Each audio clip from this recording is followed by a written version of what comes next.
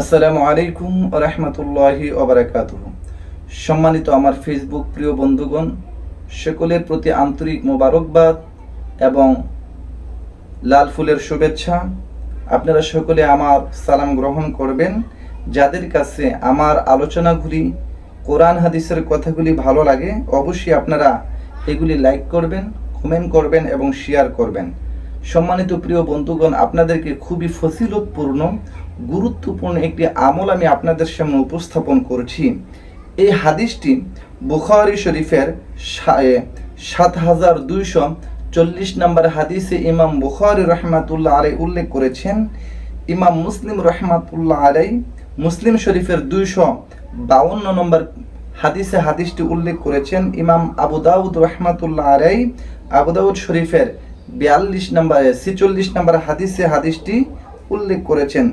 এছাড়া সুনান ইবনু মাজাতে ইমাম ইবনু মাজা আল কাযবিনী রাহমাতুল্লাহ আলাইহি ২৮৭ নম্বর হাদিসে হাদিসটি উল্লেখ করেছেন। মুআত্তা ইমাম মালিকে ৪৫৩ নম্বর হাদিসে হাদিসটি উল্লেখ করা হয়েছে।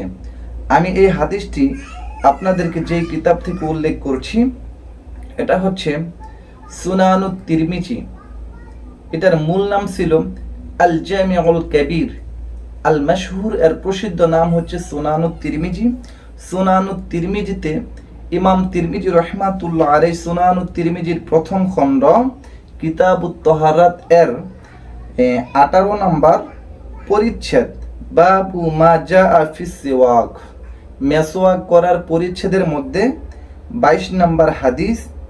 عن أبي هريرة رضي الله تعالى عنه قال قال رسول الله صلى الله عليه وسلم لولا أن أشك على أمتي لأمرتهم بالسواك عند كل صلاة।